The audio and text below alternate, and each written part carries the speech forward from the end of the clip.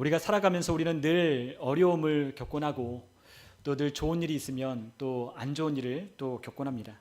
그리고 아무것도 걱정이 없었는데 어느 순간 걱정하지 않았던 것들이 걱정으로 다가올 때도 참 많이 있는 것을 경험하곤 합니다.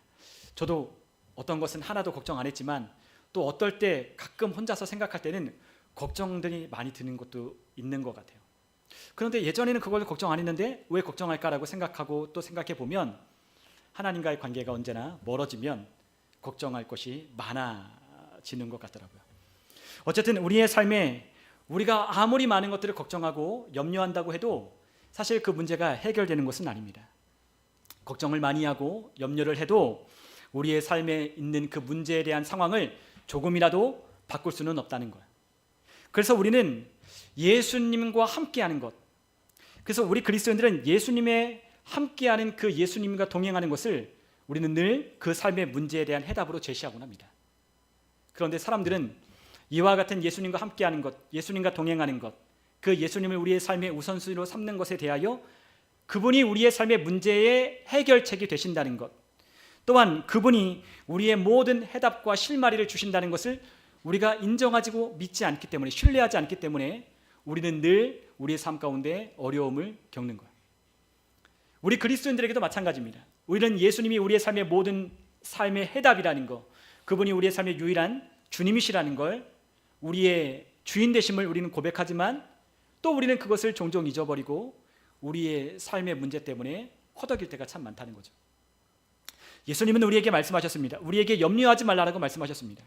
그러나 또 우리는 염려합니다. 우리가 예수님이 우리의 삶의 해결책이 된다는 것을 우리는 자주 말하지만 또 우리의 삶의 문제를 겪고 있는 사람들에게 예수님과 그 관계를 돈독하게 해야 된다라고 그 해답을 제시하지만 이와 같은 방법은 많은 사람들에게 그리 인기 있는 방법은 아닌 것 같아요. 왜냐하면 우리 예수님과 돈독한 관계를 맺기보다는, 예수님께 나아가기보다는, 예수님께 우리의 삶의 문제를 아뢰고 그분께서 우리에게 주시는 해답을 듣기보다는 언제나 우리가 문제가 닥쳐있는 세상에 우리는 더 열심을 내기 때문입니다. 여러분, 삶의 문제를 겪는 분들을 보시면 여러분들 그런 분들을 많이 보실 거예요. 우리 교회는 뭐 그런 분들이 별로 없지만 예전에 제가 다녔던 교회에도 많은 사람들이 등락이 있죠. 우리가 큰 교회 같은 데 가면 여러 사람들을 만납니다. 믿음이 좋은 사람만 있는 건 아니에요. 믿음이 연약한 사람도 있고 그 믿음이 올라갔다 내려갔다 합니다. 그런데 삶의 문제를 겪는 사람들의 공통적인 패턴이 있어요. 그런 그 패턴이 뭐냐면, 우리 청년들은, 또 어르신들하고 좀 약간 다르지만 어른들도 물론 그런 분들이 있습니다. 잠수를 타는 거예요. 갑자기 사라지는 거예요. 우리 모임 가운데 사라집니다. 우리의 그 공동체 가운데 사라져요. 그런 분들이 종종 계시죠. 그래서 연락도 안 받고 그러다가 나중에 이제 연락이 되면 왜 그러냐면 삶의 문제를 겪었는데 그 삶의 문제가 너무나도 힘들고서 그 문제를 해결하고자 동분서주했다는 그런 이야기를 듣는 거예요. 여러분, 가장 먼저 우리가 예수님과의 관계가, 우리가 삶의 문제가 다가오면 예수님과의 관계가 문제가 생기기 시작해요. 대부분의 사람 그렇습니다. 오히려 우리의 삶에 예수님께 더 가까이 가고 예수님의 말씀에 더 우리의 삶을 드리고 또한 그 말씀을 신뢰하는 쪽으로 가기보다는 우리의 삶에 문제가 딱 닥치면 가장 중요한 것부터 끊기 시작하는 거예요. 그게 뭐냐면 우리 예수님과의 관계를 끊기 시작하는 거죠. 예배에 빠지고 또 하나님의 말씀을 읽는 것을 우리의 삶 가운데 나중으로 미루기 시작하고, 또 하나님께 기도하고 찬송하는 삶이 어느 순간 우리의 입술에서 끊어지기 시작하고, 또 믿음의 바운더리 있던 우리의 삶의 그와 같은 우리의 삶의 자리가 그곳으로부터 이탈되기 시작하는 겁니다. 그러나 우리의 삶에 다른 것들은 하나도 변한 것이 없어요. 직장도, 우리의 삶의 인간관계도, 우리가 하고 있는 일도 하나도 바뀌지 않았습니다. 그런데도 우리는 하나님 앞에 기도합니다. 뭐라고 기도하냐면, 하나님, 내 삶의 문제를 해결해 주시고 이 상황을 극복할 수 있게 해달라고 기도해요. 그런데 우리의 삶에 아무것도 하나님께로 우리의 삶을 조정하지 않았고, 우리의 삶에 아무것도 하나님께 우리의 삶을 바꿔보고자 하나님의 메시지를 듣지도 않았어요. 근데 뭐부터 끊느냐? 우리의 삶의 문제의 해답이 되시는, 우리의 삶의 문제를 바꾸실 수 있는, 우리에게 언제나 능력으로 역사하시는 그분을 우리의 삶 가운데 가장 먼저 차단하기 시작하는 겁니다. 우리 주변에도 그런 분들이 계시죠. 가끔 우리 신앙생활 하다가도 연락이 안 되는 분들도 있을 겁니다. 우리가 함께 신앙생활에서도 교회를 떠나가는 사람들도 있을 거예요. 그러나 중요한 건 무엇이냐면, 우리가 알아야 될 것은, 우리가 이해하고 우리가 분명히 붙들어야 될 것은 무엇이냐면, 우리의 삶에 어떤 문제가 우리 가운데 닥친다 할지라도 우리의 삶의 문제를 해결하실 수 있는 가장 좋은 효과적인 방법은 우리 예수님께 있다는 걸 우리가 아는 것이 중요하다는 거예요. 문제는 겪을 수 있어요. 그렇죠? 문제는 항상 있어 왔어요. 우리의 삶의 어려움들은 항상 있어 왔어요. 그러나 그 문제를 해결하는 가장 좋은 방법은 누가 가지고 계시느냐? 우리 예수님이 가지고 계시는 거예요. 그러므로 우리 주님께서 우리의 삶의 우선순위가 되는 것이 우리의 삶의 모든 것의 돌파구가 된다는 걸 우리가 알아야 하는 것이 필요합니다. 그것을 우리가 믿고 신뢰하는 것이 우리 가운데 필요한 거예요. 누구든지 그러한 삶에 하나님께 대한 신뢰를 두고 그와 같은 것을 믿는다면 하나님은 하나님이 우리의 삶의 해결책이 되시고 돌파구가 된다는 것을 우리에게 증명해 보이십니다. 왜냐하면 그분이 우리의 삶의 유일한 해답이시기 때문이에요. 여러분, 제자들은 삶의 어려움이 있을 때 주님을 찾아갔습니다. 삶의 풍랑이 불면 예수님을 깨웠어요. 그들의 삶에 어려운 일이 있으면 예수님께 부탁했어요. 자신의 능력으로 안 되면 예수님께 왜 안 되느냐고 여쭸어요. 여러분, 우리도 그래야 돼요. 우리의 삶에 풍랑이 닥치면 우리는 예수님을 깨워야 돼요. 예수님은 졸지 않으십니다. 예수님은 주무시지 않으십니다. 예수님을 찾아가야 돼요. 우리의 삶에 문제가 닥치면 우리는 그 문제를 해결할 수 있는 예수님께 우리는 아뢰야 돼요. 우리의 삶의 문제가 내 능력으로 잘 안 된다면 내 삶의 능력 주시는 일을 우리는 찾아야 한다는 거죠. 그것이 우리의 주님이 주시는 해결 방법인 거예요. 여러분, 우리의 삶에 우리가 고군분투하고 우리의 삶에 열심을 낸다고 해서 우리의 삶의 문제가 해결되는 좋은 결과로 우리에게 돌아오지 않아요. 해결책과 돌파구는 언제나 우리 예수님이시고 또한 그 예수님이 우리에게 이미 이루어 놓으신 완성된 사역에 있다는 것을 우리가 이해하는 것이 필요합니다. 잘 기억하십시오. 우리 예수님께 해결책이 있고요. 우리의 삶의 문제의 돌파구는 어디에 있다? 이미 완성된 우리를 위한 그분의 사역에 있다는 것을 우리가 항상 기억해야 돼요. 여러분, 여러분들과 제가 다른 것은, 혹시 여러분들이 다른 어떤 그리스도인들을 만나서 여러분들이 다른 것은 한 가지가 있다면 그거예요. 이미 그분이 우리를 위하여 완성하신 사역에 우리는 집중하는 거예요. 우리의 삶에 무엇을 달라고, 무엇을 해결해 주시라고 우리가 그분께 요청하기보다는 어떻게 하라고요? 이미 그분이 우리를 위하여 이루신 완성된 사역을 우리가 인식하는 것이 필요하다는 겁니다. 여러분, 우리가 그것을 이해하고 우리가 그것을 깨달을 때 우리의 삶에 그분이 안식을 주시는 거예요. 우리가 고군분투하는 것이 아니라 이미 그 일은 끝났고 이미 그 끝난 그 완성된 사역 안에 우리가 있다는 것을 우리 주님께서 가르쳐 주실 때 우리가 그것들을 받아들이는 것이 필요합니다. 그러한 사람들을 우리는 어디 아래 있다라고 하냐면 은혜 아래에 있다라고 말을 하는 거예요. 여러분, 우리는 어디 안에 있어요? 은혜 아래에 있어요. 우리는 율법 아래에 있는 것이 아니라, 우리는 율법의 저주에 속한 자들이 아니라 우리는 하나님의 은혜 아래에 속하 있는 자들이야. 그래서 우리가 이 복음을 우리가 어떠한 복음이라 부르냐면 은혜의 복음이라 부르는 겁니다. 여러분, 우리가 전하는 이 복음은 은혜의 복음이에요. 우리를 심판하고 우리를 저주하는 복음이 아니라 우리를 회복하게 하고 우리를 또한 의롭게 하고 우리를 하나님의 자녀의 자격을 갖추게 하여서 우리에게 하나님이 허락하여 주시는 그 은혜를 누리게 하는 복음이기 때문에 성경은 이 복음을 은혜의 복음이라고 말씀합니다. 여러분, 우리는 율법의 저주 아래 있는 자가 아니라 우리는 어디 아래 있다? 은혜 아래에 있다는 걸 항상 기억할 필요가 있어요.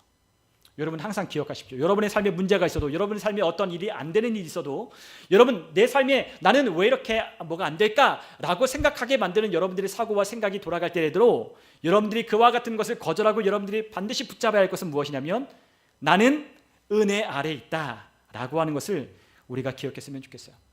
여러분, 하나님의 관심은 우리의 삶에 하나님의 은혜를 공급하시는 것에 있어요. 하나님은 우리의 삶에 어떠한 것을 우리에게 주시기는 주시는데 우리에게 잠깐만 주시는 것이 아니에요. 그분은 우리에게 넘치도록 우리에게 공급하시는 분이십니다. 여러분, 하나님은 우리에게 예수님을 통하여 하나님이 어떠한 분인지를 우리에게 가르쳐 주셨어요. 우리가 마태복음 6장의 산상수훈의 이야기를 들어보면 예수님이 제자들을 향하여 하나님 아버지가 어떤 분이신지를 우리에게 가르쳐 주십니다. 근데 그분을 우리에게 뭐라고 표현하냐면 하늘에 계신 우리 아버지라고 표현하셨어요. 하늘에 계신 아버지. 여러분, 우리에게는 거듭난 하나님의 자녀들에겐 우리가 정말로 예수 그리스도의 피로 거듭난 하나님의 자녀가 되었다면, 우리가 정말로 그분을 원하고 우리가 정말로 그분을 내 삶의 주인으로 모셨다면, 내가 죄를 회개하고 정말로 예수 그리스도를 나의 삶의 구주와 주님으로 내가 영접했다면 우리는 하나님의 자녀가 되었어요. 그래서 우리에겐 누가 있어요? 하늘 아버지가 계신다라고 예수님 말씀하시는 거예요. 제자들에겐 엄청난 혁명입니다. 이게 혁명이에요. 왜요? 하나님은, 유대인들이 생각하는 하나님은 너무나 높은 곳에 계신 분이에요. 그분은 무섭고 그분은 어미하신 분이라고만 생각했어요. 그러나 예수님은 그분을 어떻게 표현하신다고요? 하늘에 계신 우리 아버지라고 표현하시는 거예요. 혁명입니다. 저 멀게만 느껴지고 우리의 정확한 우리의 삶을 따라서 그분이 심판하시는 하나님으로 그들은 보았지만, 예수님은 하나님을 너무나도 자유롭고 너무나도 긍휼이 많으신 아버지로 제자들에게 표현하고 계신 거예요. 여러분, 그분이 우리에게 뭐라고 말씀하십니까? 마태복음 6장 25절에 보니까 내가 너에게 이르노니 목숨을 위하여 무엇을 먹을까 무엇을 마실까 몸을 위하여 무엇을 볼까 염려하지 말라라고 했어요. 여러분, 여기서 염려하지 말라라고 하는 건 내일 일을 붙잡지 말라는 거예요. 생각하지 말라는 거예요. 여러분, 염려하지 말라는 건 생각하지 말라는 거예요. 거절하는 거예요. take no. 붙잡지 말라는 거죠. 생각하지 말라는 거예요. 주님은 우리에게 그것들을 생각하지 마라. 우리가 영어 성경에 보면 우리가 우리의 라이프, 우리의 삶을 생각하지 말라고 했어요. take no thought. 생각하지 말래요. 우리의 라이프를 생각하지 말래요. 여러분, 우리의 삶을 주님은 걱정하기를 원치 않으셔요. 주님 뭐라 하신다? 우리가 어떻게 살아야 할지, 우리의 삶에 대하여 그것들을 붙잡고 그것들을 생각하고 그것들에 대하여 염려하고 근심하기를 주님은 원치 않는다는 거예요. 그런데 우리는 항상 어떻게 하죠? 내일 염려하죠. 1년 어떻게 할까? 또 나중에 우리 아이들이 커가고 우리가 뭐 할지를 우리는 계속해서 염려해요. 여러분, 미래에 대한 것들, 장래에 대한 것들을 생각 안 하는 건 생각하지 말라는 말이 아니에요. 뭘 가지고 생각해야 되냐? 우리 앞날에 있을 것들에 대한 걱정과 염려를 붙잡지 말라는 거예요. 어떻게 살아야 되는지 삶, 우리의 라이프를 생각하지 말라는 거예요. 우리는 뭘 생각해야 돼요? 하나님이 우리에게 주시는 장래와 미래와 소망을 주시는 어떤 미래를 그리는 게 아니라 우리는 뭘 그려야 돼요? 우리를 그렇게 인도하실 하나님을 우리는 추구하는 거예요. 그분이 우리에게 약속한 대로 이루실 것을 우리는 믿고 그것을 따라 가는 거예요. 여러분, 우리의 삶에 뭘 먹을까, 뭘 마실까, 뭘 입을까 그거 걱정하는 거 아니라 말씀하셨습니다. 주님께서 우리에게 뭐라고 말씀하시냐? 목숨이 음식보다도 중요하고 몸이 의복보다도 중요하지 않냐? 라고 말씀하셔요. 그래서 우리에게 몇 가지 예를 들어서 우리에게 말씀하십니다. 26절에 보니까 뭐라고 말씀하죠? 공중의 새를 보라는 거예요. 그가 뭐합니까? 그가 심지도 않고 거두지도 않고 창고에 모아들이지 않되 하늘의 아버지께서 기르신대요. 그런데 너희들이 공중에 나는 새보다 귀하다는 거죠. 여러분들, 뭐 참새들이 내일 뭐 먹을까, 내일 뭐 입을까 걱정하나요? 걱정 안 해요. 참새들 걱정 안 해요. 뭐 동물원에 있는 뭐 호랑이들이 막 걱정할까요? 내일 음식 안 줄까 봐 막 벅벅 끓고 막 안 주면은 안 된다고 막 시위를 하고 막 그러나요? 그러지 않아요. 여러분, 우리가 살아가는 하나님이 창조한 이 모든 세계는 하나님이 공급하도록 되어 있는 이 세계 가운데는 아무것도 그거 걱정 안 해요. 근데 누구만 걱정해요? 하나님과의 관계가 죄로 말미암아 깨어진 인간만이 걱정하는 거예요. 인간만 걱정해요. 내일 뭐 먹을지, 내일 뭐 입을지, 내일 어떻게 살지 걱정한다는 거죠. 그런데 하늘에 공중 나는 새를 보래요. 그가 우리가 추수 때가 되면 여러분들도 보셨을지 모르겠지만 이 노랗게 익은 그 들판에 가끔 호수아비도 있고, 그리고 막 이렇게 막 매도 막 달아서 막 매가 막 날아다녀요. 왜 그럴까요? 참새들이 와서 먹지 못하게 그렇게 하는 거죠. 걔네들은 심지도 않았는데 거두지도 않았는데 걔네가 와서 먹는 거예요. 누가 했어요? 하나님이 다 그렇게 하도록, 먹고 살도록 하나님께서 창조한 하나님의 것이기 때문에 하나님께서 입히시고 먹이시는 거예요. 걱정하지 말라는 거죠. 여러분, 27절부터 말씀하셔요. 누가 염려함으로 그 키를 한 자나 더하겠느냐? 목숨을 연장하겠느냐는 거예요. 어떻게 염려함으로 목숨을 더 연장하고 어떻게 우리의 생명을 좀 더 잘 살게 할 수 있을까? 그럴 수 없다는 거죠. 여러분, 또한 28절에 들의 백합화를 보라라고 주님께서 말씀하셨어요. 어찌 의복을 위하여 염려하느냐 말하며 들의 백합화가 어떻게 자라는가 생각하여 보라는 거죠. 수고하지도 않았어요. 그들이 옷을 짜지도 않았어요. 길쌈한다는 건 옷을 짜는 건데 옷을 짜지도 않고 그들은 수고하지도 않고 일하지도 않았는데 하나님께서 그 들에 핀 백합화를 하나님께서 지으신 대로 아름답게 피어나게 하시는 거예요. 그렇죠? 하나님이 지으신 목적대로 그 들판에 핀 백합화는 아름다운 자태를 뽐내는 겁니다. 그러면서 우리에게 뭐라고 말씀하죠? 솔로몬의 영광이 이 꽃 하나만도 못하다는 거예요. 솔로몬이 우리가 생각하는 가장 지혜로웠던 사람이고 가장 영화로웠던 사람이고 많은 부를 누렸던 사람이 솔로몬이에요. 하나님은 그와 같은 사람이 없겠다라고 솔로몬을 축복하셨지만 솔로몬이 아무리 좋은 옷을 입고 아무리 명품을 걸치고 아무리 좋은 것을 가져도 들에 핀 백합화 하나만큼은 못 미친다는 거죠. 여러분, 결국에 사람은 자연을 동경하게 돼 있잖아요. 아무리 멋진 건축물을 만들고 아무리 멋진 옷을 입고 아무리 멋진 곳을 가도 결국에는 어디로 가요? 자연으로. 결국에는 자연으로 가는 거예요. 이 자연의 신비한 그와 같은 하나님의 세계, 우리가 찬송가도 있죠. 주 하나님 지으신 모든 세계. 우리는 이 세계를 볼 때마다 하나님의 경이롭고 위대하심을 보며 우리는 그분을 찬양하게 돼요. 왜냐하면 하나님이 그러한 분이시기 때문이에요. 그러므로 30절에 오늘 있다가 내일 아궁이에 던져지는 들풀도 하나님께 이렇게 입히시거든 하물며 너희일까 보냐 믿음이 작은 자들아라고 말씀하셨어요. 여러분, 이 믿음은 우리에게 뭔가를 보게 하는 거예요. 여러분, 믿음이라는 건 우리에게 뭔가를 보게 해요.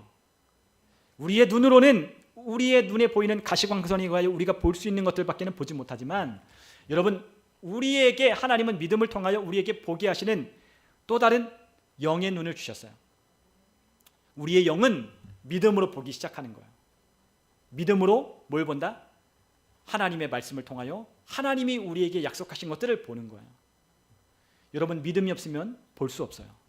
믿음이 없으면 보이지 않아요. 믿음 있는 사람은 하나님의 신실한 약속이 보이고 그 약속에 따라 자신의 삶을 하나님의 말씀하시는 것에 맞추어 가는 거예요. 여러분, 이들 보고 배우라는 거죠. 공중에 나는 새를 보고 좀 배워라. 우리는 주변에 있는 사람들이 염려 하나도 안 할 때 어떻게 저 사람은 염려 하나도 안 하지? 우리는 그 사람들 보고 우리는 대단하다고 생각할 수 있잖아요. 근데 그런 사람들 보고 배우라는 게 아니라 공중에 나는 새를 보고 배우라는 거예요. 들에 핀 이 꽃들과 이와 같은 식물들을 보고 배우라는 겁니다. 얘네들은 아무것도 걱정하지 않아요. 아무것도 염려하지 않아요. 그러나 하나님께서 먹이시고 입히시는 거예요. 우리도 하나님께서 그렇게 먹이시고 입히신다라고 주님께서 우리에게 말씀하고 계셔요. 여러분, 우리가 하나님이 어떤 분인지를 안다면 우리는 염려하지 않을 수 있어요. 하나님은 어떤 분이셔요? 아버지. 아버지는 어떤 분이셔요? 책임지시는 분이에요. 네, 아버지는 먹이시고 입히시고 또한 우리에게 채워주시는 분이 바로 아버지신 거죠. 여러분, 옷이 중요하지 않다는 이유가 아니라 먹는 것이 중요하지 않다는 이유가 아니라 여러분, 우리가 사는데 뭐 집, 차, 우리가 또한 필요한 모든 필요한 물품들 그거 중요하지 않아. 너희들은 그냥 기도만 하고 너희들 예배만 해 라고 말씀하는 게 아니에요. 그렇잖아요. 그죠? 다 중요해요. 중요하대요. 그러나 주님께서 우리에게 뭐라고 말씀하시냐? 우리가 마태복음 6장 31절로 32절에 보니까 주님께서 우리에게 이렇게 말씀하셨어요. 우리 같이 한번 읽어보죠. 그러므로 염려하여 이르기를 무엇을 먹을까 무엇을 마실까 무엇을 입을까 하지 말라. 이는 다 이방인들이 구하는 것이라. 너희 하늘 아버지께서 이 모든 것이 너에게 있어야 할 줄을 아시느니라. 아멘. 하늘 아버지가 뭘 하신대요? 우리의 필요를 아신대요. 우리가 뭘 필요로 하는지 아신대요. 여러분들의 필요를 하나님은 다 아셔요. 아버지는 다 아셔요. 우리는 아버지의 필요를 모르지만, 우리는 어머니가 뭐 필요한지 우리는 모르지만, 물론 우리가 주의 깊게 우리의 부모님과 또한 우리의 주변에 있는 사람들을 우리가 유심히 관찰해 보면 우리가 그가 뭐가 필요한지를 우리가 알아서 그들에게 뭔가를 제공할 수 있겠지만 그거는 한계가 있어요. 그러나 하나님은 우리 자녀들이 뭐가 필요한지를 다 아신다는 거예요. 여러분이 뭐가 필요한지 하나님은 다 아셔요. 모르실 것 같죠? 아니요, 다 아셔요. 우리가 필요로 하는 모든 것들을 주님은 다 아신대요. 그게 바로 아버지인 거죠. 여러분들은 자식을 낳아보면 알 거예요. 자식들에게 뭐가 필요한지 여러분들은 너무나 잘 알아요. 자식들이 원하는 것과 필요하다고 생각하는 것과 부모님이 필요하다고 생각하는 것은 다를 수 있어요. 그러나 아버지는 그들의 생존에, 그들이 살아가는데 꼭 필요한 것들을 아버지는 다 아셔요. 그리고 우리가 생각한 것보다 더 많이 하셔요. 그래서 미리 준비하시고 그것들을 채워주기를 원하시는 거예요. 여러분, 이것이 우리에게 필요해요. 주님 우리에게 다 필요해요. 돈도 필요해요. 우리에게 차도 필요하고 우리가 살아가는데 많은 것들이 필요해요. 직장도 필요하고 다 필요해요. 다 하셔요. 그래서 하나님이 어떻게 하신다? 이것들을 채워주기를 원하신다는 거예요. 그런데 주님은 내가 너 그거 채워줄게 라고 말씀하지 않았어요. 주님은 우리에게 뭘 말씀하시냐? 우리 마태복음 6장 33절에 있는 말씀을 한번 같이 찾으신 분들은, 아니면 외우시는 분들은 한번 같이 한번 읽어보죠. 같이 33절 34절 읽겠습니다. 그런즉 너희는 먼저 그의 나라와 그의 의를 구하라. 그리하면 이 모든 것을 너희에게 더하시리라. 그러므로 내일을 위하여 염려하지 말라. 내일 일은 내일이 염려할 것이요 한날의 괴로움은 그날로 족하니라. 아멘. 내일은 누가 염려해요? 내일이 염려할 거래요. 네. 내일은 내일 염려하고 내일 되면 내가 염려할 게 아니에요. 내일 되면 또 내가 염려할 게 아니에요. 그래서 염려하지 말아요. 염려하지 말아요. 뭐 하래요? 먼저 그의 나라와 그의 의를 구하래요. 그게 주님이 우리에게 주는 해결책이에요. 돌파구예요. 누구를 구하라? 누구를 추구해라? 우리 주님 나라, 우리 주님의 의를 추구하고 구하고 그것들을 갈망하라는 거죠.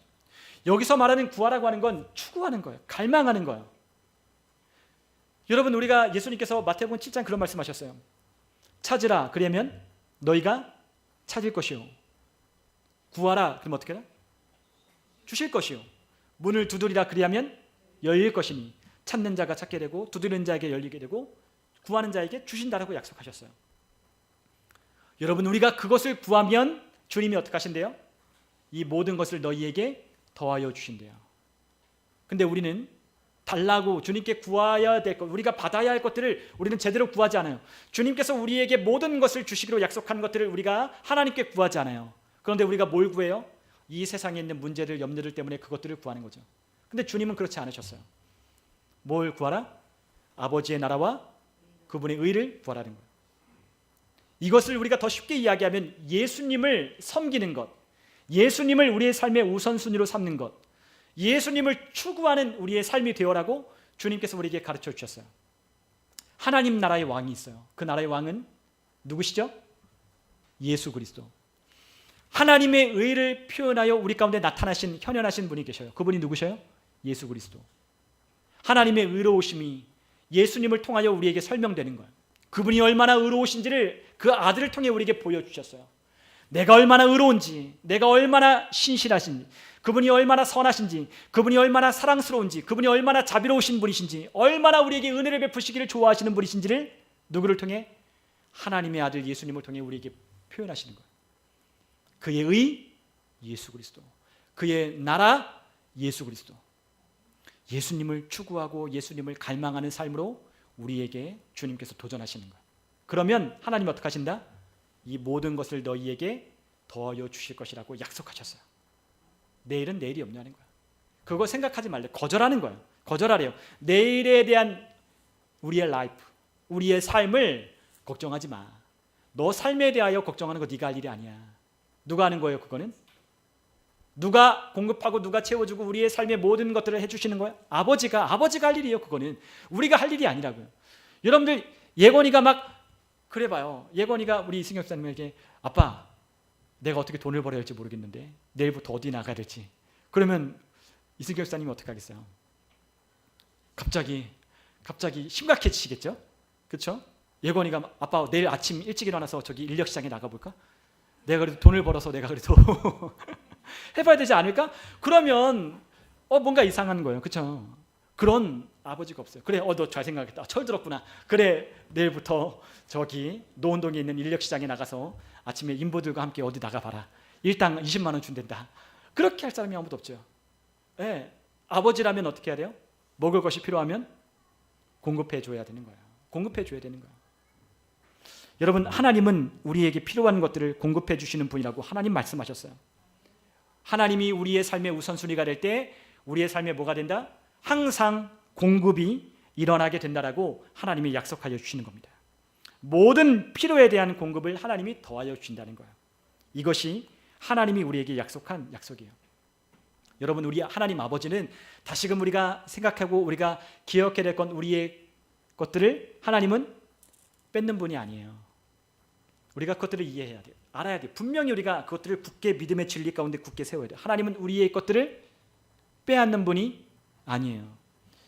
건강을 빼앗고 우리의 돈을 빼앗고 우리의 일과 우리의 사랑 관계와 우리 이런 것들을 빼앗는 분이 하나님이 아니에요. 하나님은 어떤 분이에요? 우리에게 은혜를 더하여 주시는 분이에요. 그런데 많은 그리스도인들이 하나님을 오해해요. 하나님이 우리의 삶 가운데 있는 것들을 빼앗아 가신다고 생각해요.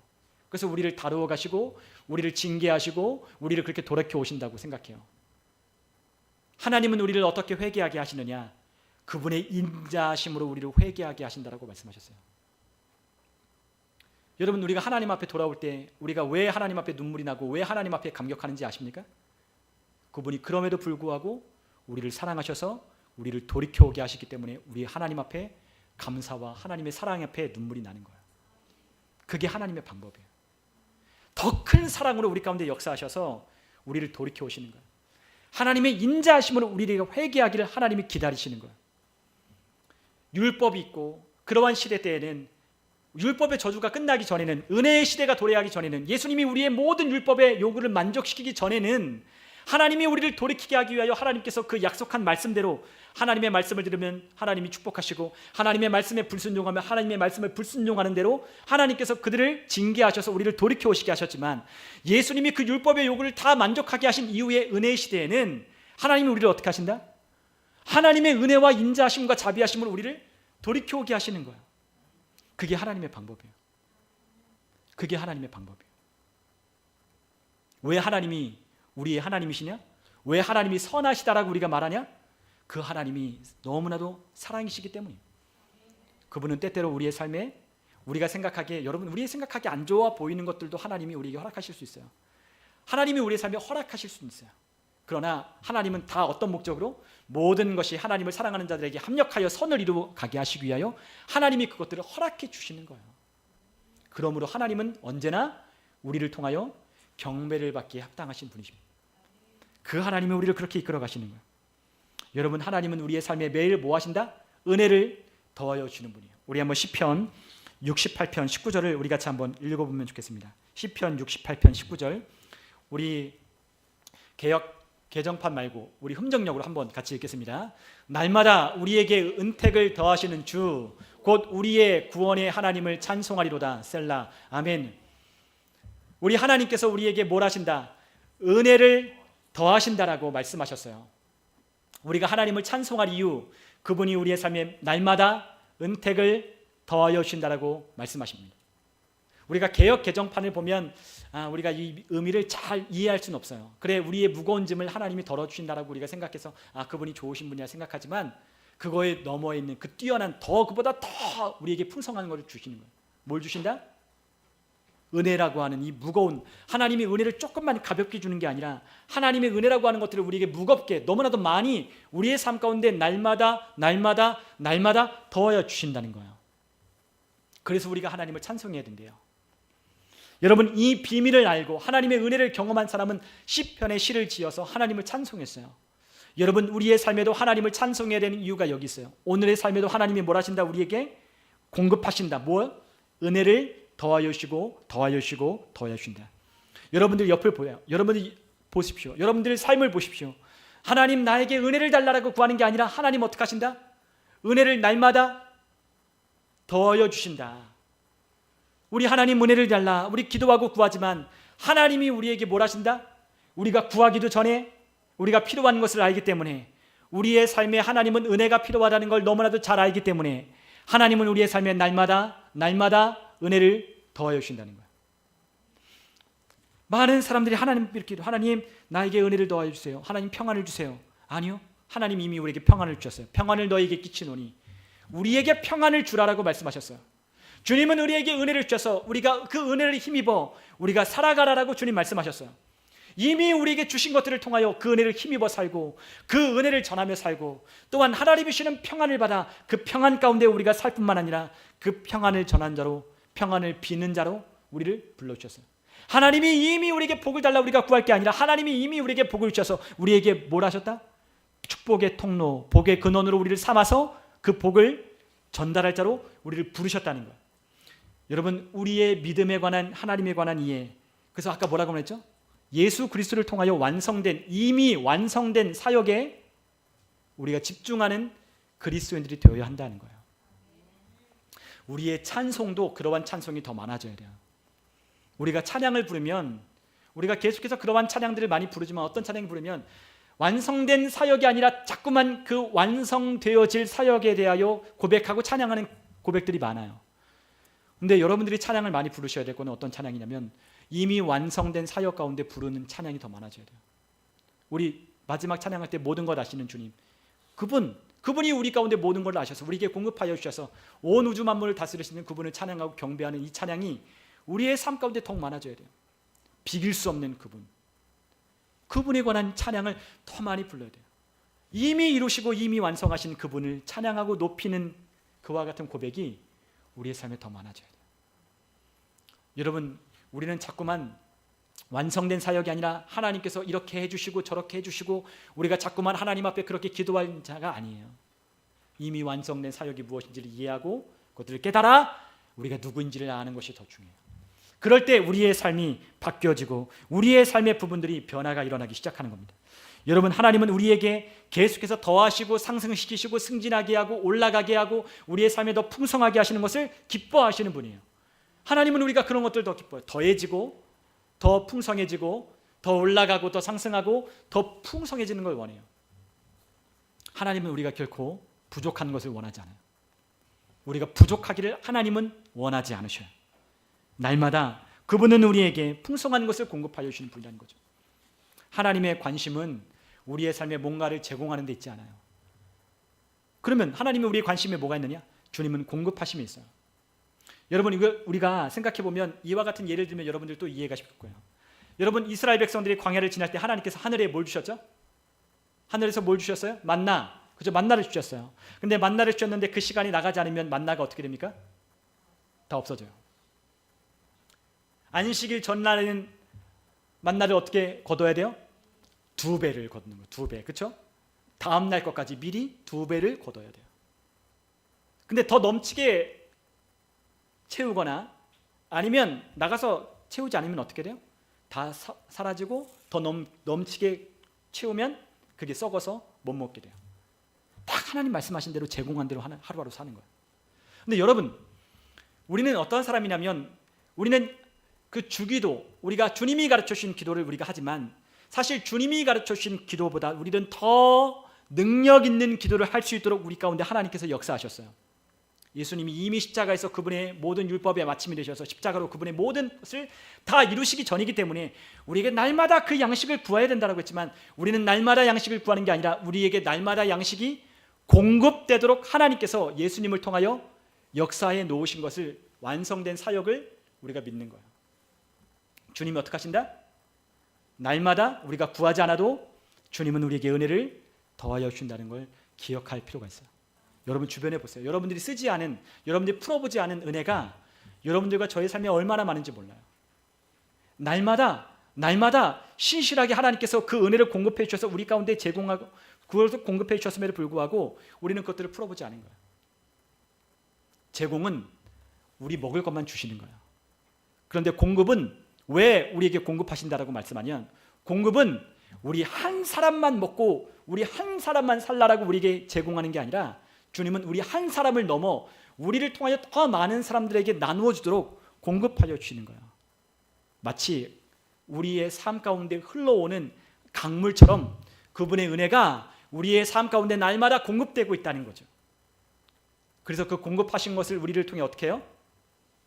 나누어 주도록 하나님께서 우리를 불러주신 거예요. 그래서 제공하는 게 아니에요. 어떻게 해요? 공급하는 거예요. 여러분, 우리는 제공을 받으려면 여러분들 어떻게 하셔야 돼요? 서울역에 가면 여러분들 매일마다 음식을 나눠주는 그와 같은 사람들에게 그 노숙자들 어떻게 해야 돼요? 그것을 제공받기 위하여 어떻게 해야 돼요? 그곳에 매일 가야 돼요. 그러나 하나님의 공급하심이 있는 사람은 우리가 그것들을 제공받는 게 아니에요. 시간과 장소의 구애와 상관없이 구애받지 아니하고 어떻게 해요? 그분이 우리에게 공급해 주시는 거예요. 그게 바로 하나님의 아들 예수 그리스도가 이미 완성된 사역을 통해 우리 가운데 하시는 일이에요. 그분이 우리 안에 계셔요. 그 공급의 원천이신 그분이 우리 안에 살고 계셔요. 날마다 하나님이 우리에게 은혜를 더하신다라고 말씀하셨어요. 여러분들 이와 같은 인식을 가지고 날마다 사는 거예요. 매일 하나님은 나에게 은혜를 더하여 주신다. 그 은혜를 풀어야 돼요. 그 은혜를 푸는 거예요. 날마다 그 은혜로 배달된 그 선물을 풀어서 그 은혜를 마음껏 사용하는 거예요. 그것이 어떤 삶이냐? 예수님을 우리의 삶 가운데 우선순위로 삼는 삶이다 라고 주님께서 말씀하고 계십니다. 여러분, 많은 사람들은 이와 같은 이해가 부족하기 때문에 항상 부족한 대로 살지만, 그러나 우리 하나님의 아들 예수 그리스도로 완성된 사역을 이해한 사람은 예수님의 그 충만한 공급을 의식하며 살아가기 시작할 때에 우리의 삶에 더 이상 부족하지 않다라고 말하기 시작하는 거예요. 여러분과 저는 뭐라고 말해야 돼요? 내겐 부족함이 없습니다. 여호와는 나의 목자시니, 다윗이 고백한 것처럼 여호와는 나의 목자시니 내게 부족함이 없으리로다. 그분이 내 삶에 항상 공급하시기 때문에.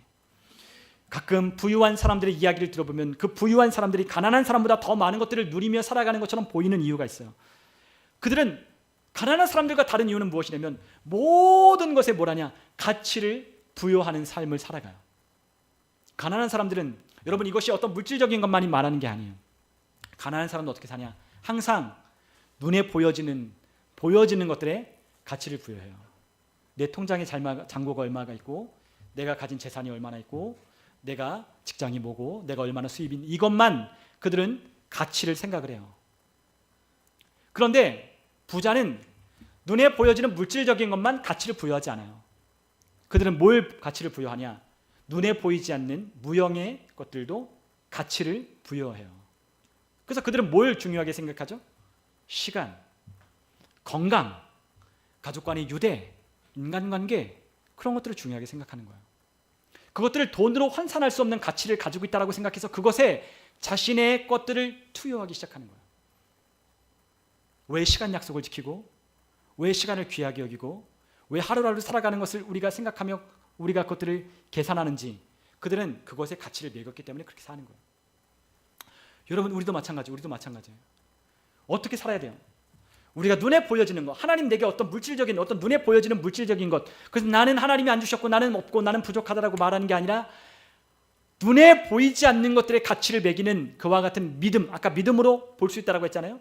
믿음으로 보는 가치 있는 것들을 가치를 매기기 시작할 줄 알아야 돼요. 어떤 걸 가치를 매겨야 돼요? 여러분과 제 안에 계신 하나님의 아들, 이 모든 세상을 통치하시고 다스리시는 그분이 내 안에 있다는 것에 대한 가치를 부여할 줄 알아야 돼요. 그게 바로 하나님께서 원하시는 삶이에요. 여러분, 아까 주님께서 말씀하셨잖아요. 무엇을 빌까 무엇을 먹을까? 내 목숨보다 중요하지 않다. 내 몸보다, 그것이 뭘 입을까가 중요하지 않다. 주님 말씀하시잖아요. 우리의 생명보다 귀한 건 없어요. 그리고 더군다나 그 생명을 우리 가운데 공급하시는 예수님보다 이 세상에 더 귀한 건 없어요. 이 세상에 있는 모든 만물이 그분으로 말미암아 창조되었고 그분으로 말미암아 오늘도 기동하며 산다라고 주님께서 말씀하셨어요. 모든 생명체가 그분으로 말미암아 기동한다. 그분으로 말미암아 살아간다. 그분이 우리에게 생명을 주셔서 모든 생명체가 그분으로 말미암아 살아간다라고 하나님은 우리에게 말씀하셨어요. 여러분, 이것들을 이해하는 사람은 우리 안에 계신 그리스도에 대한 가치를 매기기 시작하는 거예요. 여러분들이 얼마나 귀하고 존귀한 사람인지를, 여러분들 안에 계신 그리스도가 얼마나 귀한 분인지를 우리가 이해하고 깨달을 때 그 가치를 매기기 시작하는 거예요. 나는 얼마나 귀한가? 나는 얼마나 존귀한가? 나는 얼마나 능력이 많은가? 나는 얼마나 지혜로운가? 라고 하는 것들을 우리 안에 계신 그분으로 말미암아 측정하기 시작하는 거예요. 예수님의 핏값만큼 나를 측정하여 나를 죄값과 바꾸어 나를 살리셨다면 나는 그만큼 값어치가 있는 거죠. 그분의 능력만큼 나는 능력이 있고, 그분의 지혜로운 만큼 나도 지혜로울 수 있고, 그분이 나에게 주신 생명만큼 나는 살 수 있는 거예요. 그것을 이해한 순간부터 우리의 삶의 그리스도께 대한 가치를 매기기 시작하는 거예요. 그래서 그분에 대한 가치를 매기는 삶에 우리의 삶에 뭐가 있어요? 그리스도로 말미암는 변화가, 하나님의 말씀 메시지로 말미암는 변화가 우리 가운데 있는 거예요. 여러분, 우리가 하나님께서 우리에게 주신 것들이 무엇인지 우리 한번 하나님 말씀을 통해 우리 한번 봤으면 좋겠어요. 여러분, 에베소서 3장 20절 우리 같이 한번 읽어보죠. 에베소서 3장 2절 20절 함께 읽겠습니다. 우리 가운데서 역사하시는 구하거나 생각하는 모든 것에 더 넘치도록 능히 하실 이에게 아멘. 여러분, 하나님이 어떤 분이셔요? 우리가 생각하는 모든 것에 더 넘치도록 능히 하시는 분. 아까 뭐라 그랬죠? 하나님은 우리에게 몇 가지를 제공하고 마시는 분이 아니라 넘치도록 우리에게 흘러 넘치도록 부어주시는 분이라고 했어요. 공급하시는 분이에요. 그분은 내가 생각하는 것에 더 항상 넘치게 하나님 하시는 분이에요. 여러분, 우리가 하나님을 신뢰할 때 우리가 하나님이 하시는 일을 우리가 경험할 때가 있어요. 그러면 항상 그때마다 우리가 깨닫는 것은 무엇이냐면 하나님은 내 생각과 같지 않다는 걸 깨달아요. 어떻게 이렇게 치유할 수 있지? 어떻게 우리의 삶 가운데 이것을 부어주실 수 있지? 어떻게 내 삶의 어려움을 바꿔주실 수 있지? 내가 생각한 범위를 뛰어넘어 하나님은 하셔요. 그게 하나님의 방법이에요. 어떻게 내 직장을, 어떻게 내 일터를, 어떻게 내 삶의 가정을, 어떻게 내가 하는 모든 것의 건강을, 하나님의 내가 하시는 모든 삶에 어떻게 그렇게 하실 수 있는가, 우리가 이해할 수 없을 만큼 하나님은 그렇게 하시는 분이에요. 우리는 생각지도 못했던 것들을 지나와 보니 하나님이 그렇게 하셨어요. 우리가 어떤 것을 생각하고 그것들을 계획할 때 하나님은 누구를 통해 우리에게 그것들을 알려주셔요. 소스를 알려주셔요. 근데 항상 어떻게 알려주냐, 내 생각과는 다른 너무나도 간단하고 쉬운 방법으로 하나님이 하실 수 있다는 걸 가르쳐 주셔요. 저에게도 마찬가지예요. 어떻게 이렇게 할까? 아니요, 누가 하면 되는 거예요. 우리가 뭘 할까? 아니요, 누가 하면 되는 거예요. 능력이 많은 사람이 하면 되도록 하나님께서 그 사람을 붙여주시면 되는 거예요. 여러분, 내가 못하는 것 어떻게 하면 돼요? 나보다 능력이 많은 사람이 나를 도와주면 되는 거예요. 여러분, 직장에 나보다 더 능력이 그런 것에 부분에 뛰어난 사람이 오면 되는 거예요. 내가 이것을 하고 저것을 하고 이것을 다 관여해서 이것저것 해야 될까 걱정할 게 아니라 누가 오면 돼요? 하나님이 그런 사람을 우리의 일터에, 우리의 가정에, 또한 우리가 만나는 사람들을 보내주시면 끝나는 거예요. 우리는 항상 복잡하게 생각하죠. 내가 이걸 어떻게 할까? 내가 이걸 어떻게 해결할까? 물론 우리에게도 하나님은 능력을 증대시켜 주시고 향상시켜 주시지만, 탁월하게 하실 분이지만, 그러나 또 다른 우리의 삶에 우리의 한계에 봉착할 때, 어려움에 맞닥뜨릴 때 주님은 아주 간단하게 해결하셔요. 근데 우리는 그것 때문에 어떡하죠? 전전긍긍하며 살아가는 거죠. 여러분, 하나님의 방법을 신뢰해야 돼요. 어떻게? 계속 말씀드리잖아요. 어떻게 그거 생각하지 마라. 그거 생각하지 않는 거예요. 주님이 하시면 끝나는 거예요. 여러분, 우리가 하나님을 신뢰하고 먼저 그의 나라와 그의 의를 구하는 예수님을 우리의 삶의 우선순위로 섬기는 삶을 살면 하나님이 우리 가운데 더 능히 넘치는 하나님이심을 우리가 경험하게 되는 거예요. 여러분, 우리가 골로새서 1장 27절을 한번 같이 읽겠습니다. 골로새서 1장 27절 읽겠습니다. 하나님이 그들로 하여금 이 비밀의 영광이 이방인 가운데 얼마나 풍성한지를 알게 하려 하심이라. 이 비밀은 너희 안에 계신 그리스도시니 곧 영광의 소망이라. 아멘. 우리 가운데 얼마나 풍성한지를 알기를 원한대요, 사도 바울이. 그런데 그 비밀이 우리 가운데 있대요. 그 비밀이 뭐예요? 우리 안에 계신 그리스도. 우리 안에 계신 그리스도. 그분이 영광의 소망이자 비밀이라고 말씀하셨어요. 여러분, 우리의 삶에 우리가 필요로 하는 모든 능력은 다 어디 안에 있어요? 우리 안에 있어요. 우리 안에 우리가 필요로 하는 모든 능력이 다 우리 안에 있어요. 여러분들이 어떤 걸 필요하다라고 생각하시면 그 필요한 모든 능력이 어디에 있다고 우리가 다시 깨달아야 돼요? 내 안에 있구나. 우리 안에 어떤 필요한 것들이 있다면 그 필요한 것들의 모든 공급하시는 이가 어디 있어요? 내 안에 있구나. 그분이 나를 통해서든 누구를 통해서든 하나님이 공급하시겠다는 것을 우리가 아는 게, 이해하는 것, 믿는 게 필요해요. 여러분, 그게 우리 가운데 계신 그리스도. 당신이 필요로 하는, 우리가 필요로 하는 모든 것이 우리 안에 계신 그리스도예요. 여러분, 우리가 고린도후서 4장 7절, 우리 그분이 얼마나 가치 있는 분인지 우리 한번 읽어보겠습니다. 우리가 이 보배를 질그릇에 가졌으니 이는 심히 큰 능력은 하나님께 있고 우리에게 있지 아니함을 알게 하려 함이라. 아멘. 우리 안에 뭘 담았어요? 보배. 가치를 측량할 수 없는 보배를 우리는 담았다라고 했어요. 그 가치를 우리가 인식하고 인정하고 깨닫고 믿기 시작할 때 우리는 그분께 우리의 삶의 우선순위를 드리기 시작하는 거예요. 먼저 그의 나라, 그의 의를 구하며 예수님을 추구하며 예수님을 갈망하며 사는 거예요. 여러분, 우리가 이러한 것들을 우리가 두기 시작하면 우리의 삶이 바뀌게 되어 있어요. 오늘 우리가 함께 읽은 요한복음 12장에 있는 이 이야기는 우리에게 뭐가 가장 귀하고 가치 있는지를 우리에게 말씀해 주고 있어요. 여러분, 유월절 엿새 전 예수님이 잡히시던 날, 그 유월절 그 만찬이 있은 이후에 예수님이 잡혀가셨죠. 근데 그 유월절이 있기 전에, 엿새 전에 예수님이 베다니에 가서 예수님과 사랑하는, 예수님을 아끼는, 예수님을 너무나도 사랑했던 사람들이 있던 그 베다니에 예수님께서 가셨어요. 그곳에서 예수님께서 그들과 함께 뭐 하셨어요? 잔치를 베푸셨어요. 잔치를 하셨어요. 많은 사람들이 예수님이 온다고 하니까 예수님을 만나고자 베다니의 한 집에 모였어요. 야, 예수님이 오신다. 아마 나사로의 집이 아니었을까 생각해요. 그 집에 예수님을 사랑하는 사람들이 다 모였어요. 너무나 즐거웠어요. 그런데 그 가운데 무거운 정적이 흘렀어요.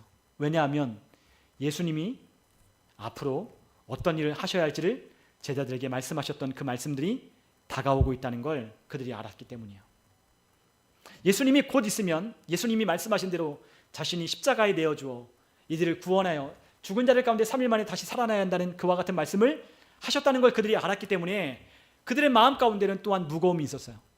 그런데 그들이 먹고 잔치할 때 갑자기 저 방에서 갑자기 마리아가 들어오더니 마리아가 그 손에 든 향유를 깨뜨려서 예수님의 발에 붓기 시작하는 거예요. 그리고 그 예수님의 발에 부은 그 향유를 자신의 머리털로 예수님의 발을 닦기 시작했어요. 놀라운 일이죠.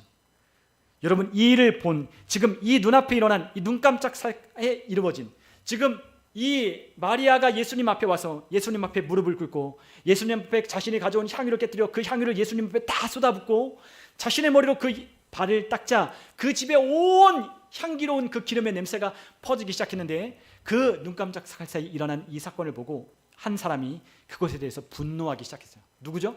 가룟 유다가 분노하기 시작합니다. 여러분, 12장 우리가 5절에 보면 가룟 유다가 이렇게 말했어요. 이 향유를 어찌하여 300데나리온에 팔아 가난한 자들에게 주지 아니하였느냐? 그렇게 화를 내기 시작하는 거예요. 얼마의 가치가 있어? 이 향유가 300데나리온. 한 데나리온이 한 사람이 하루를 일하는 성인이 일하는 품삯이에요. 그러니까 300데나리온이라고 하는 것은 1년치 봉급과 맞먹는 돈인 거죠. 한 사람이 뭐 노동해서 우리가 그러한 일터에 가면 우리가 한 20만 원 받는다고 생각하면 한 6천만 원 가까운 그런 1년치 봉급과 맞먹는 그러한 돈이 오늘 이 여인이 이 마리아가 한 번에 깨뜨려 예수님께 붓는 거예요. 그러니까 이것을 본 이 가룟 유다가 눈이 휘둥그레지는 거죠. 아니, 이것을 팔아서 가난한 사람에게 나눠주면 얼마나 많은 사람들이 가난한 사람들이 먹을 수 있을까? 갑자기 그렇게 생각했어요. 그런데 그게 아니에요. 왜 그렇게 말했냐면, 왜 그렇게 화를 냈냐면 6절에 이렇게 가난한 자들 그를 생각하는 게 아니라 그는 도둑이기 때문에 동계를 맞고 거기에 넣은 것을 훔쳐갔대요. 그러니까 종종 그러한 일들이 있었다는 거죠. 그러니까 그 돈이 아까운 거예요. 야, 그 돈을 내가 그것을 돈으로 환산해서 내 동계에 넣었으면 내가 가끔가다 몰래 나가서 뭣도 사고 했을 텐데, 야, 저 큰 돈을 예수님께 한 번에 쏟아놓네 라고 생각한 거죠. 여러분, 지금 예수님께 쏟아부은 그거는 돌아오지 않는 거예요. 그것은 한 번 깨뜨리면 값어치가 없는 거예요. 그 병에 담겨 있으면 300데나리온의 가치가 있지만 그 병을 깨뜨리고 그것을 흘려보내면 아무것도 남지 않아요. 뭐만 남아요? 그 집안의 향기밖에 남지 않아요. 그런데 그것을 마리아가 깨뜨려 예수님께 부었어요. 그랬더니 예수님께서 뭐라고 말씀하셔요? 이것은 가만두래요.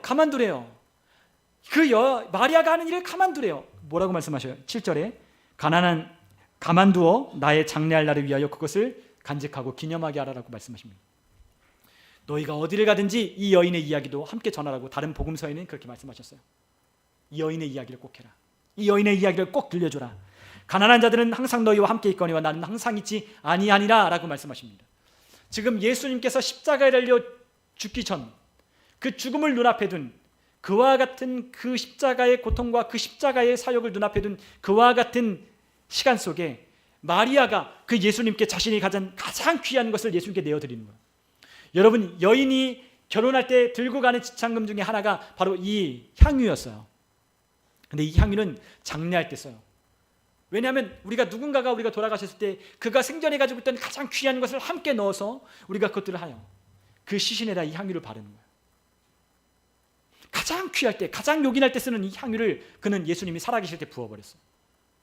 근데 예수님은 그게 나를 위하여, 내 장래할 나를 위하여 그렇게 미리 예비한 것이라고 예수님 말씀하시며 가만두라고 말씀하셨어요. 칭찬하셨어요. 오히려 이 여인이 너희들이 어디 가는 곳고 너희들이 어디를 가든지 이 이야기를 함께 들려줘라. 여러분, 이 이야기를 제가 여러분들에게 드리는 말씀, 이 이유는 우리의 삶의 가장 귀한 분이 누군지를 알아야 된다는 거예요. 여러분, 우리의 삶의 가룟 유다와 같은 자는 우리의 삶의 가장 귀한 분이 옆에 계심에도 불구하고 그분이 누군지를 못 보는 거예요. 그러나 마리아는 가장 귀한 분이 누군지를 알았어요. 가장 귀한 분이 누군지를 아는 이 마리아는 자신이 가지고 있는 가장 귀한 것을 내어드렸지만 가룟 유다는 예수님이 그만한 가치가 있다고 생각하지 않았기 때문에 그 향유를 붓는 이것을 낭비한다라고 여기는 거예요. 여러분, 우리가 우리 안에 계신 예수 그리스도를 가치를 매기지 못하면 우리는 예수님께 하는 모든 것들에 대한 가치를 올바르게 산정을 못하기 때문에 예수님께 그렇게 살아갈 수가 없어요. 여러분, 어떤 사람은 우리가 성경을 읽는 것에 대하여 우리가 시간을 낭비한다라고 생각하는 사람들이 있어요. 여러분들 중에 믿지 않는 사람들이 있다면 우리가 성경을 읽고 있을 때 저 사람은 왜 성경을 읽지? 우리에게 그렇게 생각할 수 있어요. 우리가 하나님 앞에 헌금을 드릴 때 어떤 사람은 그 헌금을 드리는 것을 낭비한다라고 생각하는 사람들도 있을 거예요. 그죠? 왜 쓸데없는 짓을 하냐라고 생각할 수도 있어요. 그러나 예수님의 가치를 인정하고 아는 사람은 그렇지 않아요. 어떤 사람은 하나님을 예배하는 이 시간, 하나님을 예배하여 하나님 앞에 나오는 이 시간을 가장 귀한 것으로 여기는 사람이 있어요. 그런데 어떤 사람이 보기에는 우리가 그 시간을 허비한다고 생각해요. 쓸데없는 것에 우리의 시간을 낭비한다고 생각해요. 여러분, 우리의 물질적인 통장 있는 잔고만이 가치가 아니에요. 우리의 시간, 우리의 정성, 이것들을 드리는, 예수님께 드리는 그와 같은 것에 대하여 사람들은 이해할 수 없는 사람들이 있다는 거죠. 여러분들의 삶에 뭐가 가장 중요한지를 우리가 생각해 보면 우리의 삶에, 우리 안에 계신 예수 그리스도가 가장 귀한 사람은 우리의 삶의 우선순위를 예수님께 맞춰가기 시작해요. 우리가 지난주에 예수님을 섬기는 삶을 살아야 된다고 말씀했지만 가장 귀한 것을 드리는 거예요. 시간도 가장 귀한 시간을 예수님께 드리는 거예요. 이것하고 저것하고 저것하고, 물론 그럴 수 있어요. 그러나 예수님을 가장 귀하게 여기는 사람은 우리의 첫 시간을, 처음 시작을 누구와 함께 하려고 하냐? 예수님과 함께 하려 하는 거예요. 가장 귀한 거. 우리 금요 차례도 말씀드렸지만 가장 귀한 첫 열매 만물을 하나님께 올려드리는 것처럼 우리에게 있는 가장 귀한 것을 하나님 앞에 드리는 삶으로 우리의 삶이 바뀌어가게 되어 있어요. 우리의 첫 시간을 하나님과 함께 동행하는 거예요. 주님의 말씀을 읽고 그분과 함께 하루를 시작하고 그분께 우리의 삶을 의탁하고 그분과 함께 동행하는 삶을 하루를 시작하는 거예요. 하루 다 한다고 그래 오늘 맞다 큐티 해야지, 아 그래 오늘 성경을 읽어야지, 그게 아니라 우리의 삶의 가장 귀한 것을, 우리가 가장 귀하다고 여기는 것을 우리는 가장 먼저 하게 되어 있어요. 그것을 우리의 삶 가운데 하는 거예요. 그것이 우리의 삶 가운데 변하지 않으면 우리의 삶에 그 나라와 그 의를 구하는 삶이 우리가 그렇게 구하고 있다고 말할 수 없는 거죠. 여러분, 우리의 가장 귀한 것을 주님께 드릴 줄 아는 사람은 그분의 가치가 얼마인지를 아는 사람이에요. 그분께 예배하는 이 시간이 귀하다는 걸 알아 주님께 예배하는 그 시간을 기다리고 주님과 함께하는 이 공동체에 함께 믿음의 신앙을 나누는 이 시간이 얼마나 귀한, 두세 사람이 내 이름으로 모인 곳에 나도 너희와 함께 있다라고 말씀하신 그 예수님의 말씀이 내게 얼마나 귀하다는 걸 아는 사람은 함께 믿음의 공동체 안에 하나님이 주신 은혜를 누리며 나누는데 우리의 시간을 투자하는 거예요. 복음을 나누는 삶이 얼마나 귀한지를 아는 사람은 이 복음을 나누기 위하여 우리의 삶을 정돈해 가기 시작하는 거예요. 우리 주님이 얼마나 귀한 분인지 알기 시작하면 그분께 대하여 내 삶의 모든 태도와 존중이 나오기 시작하는 거예요. 여러분, 그것이 우리 그리스도인들의 삶이 되어야 돼요. 이게 우리의 삶에 천착될 때, 이게 우리의 삶에 천착되어 우리의 삶에 붙어 있을 때 우리의 삶에 하나님 나라의 것들이 우리의 삶에 흘러가기 시작하는 거예요. 어떤 사람은 하나님의 나라의 공급이 흘러가지 않는 사람이 있어요. 왜요? 막혀 있어요. 막혀 있어요. 그 사람의 삶에는 막혀 있어요. 안 주셔서가 아니라 그분의 은혜를 공급하여 주시는 그 파이프라인을 따라 그가 있지 않아요. 그분의 파이프라인을 따라 우리가 그 안에 있으면 그분의 공급이 흘러가는 삶을 사는 거예요. 그리고 나도 그 흐름에 따라 나의 삶을 맡기고 나의 삶에 흘러가는 그 은혜를 흘려보내기 시작하는 거예요. 저는 여러분들의 한 분도 돈 때문에 걱정하는 분이 없었으면 좋겠어요. 다 부유했으면 좋겠어요. 여러분들이 다 능력 때문에 고민하는 게 아니라 여러분들이 다 여러분들의 삶에 능력이 있었으면 좋겠어요. 여러분들의 삶에 모든 것이 성장하고 발전하는 것들이 있었으면 좋겠어요. 그런 것들이 우리의 것이라고 믿고 여러분들이 그리스도 예수 안에 이루어진 그 사역을 여러분들이 받으셔야 돼요. 주님은 그걸 원하셔요. 그걸 통해서 뭘 하기를 원하셔요? 여러분들의 삶에 풍성케 하여 주시는 모든 것을 아시고 공급하시는 필요를 따라 채우시는 그분이 누구신지를 보여주시길 원하시는 거예요. 그게 예수님이 우리에게 원하시는 거예요.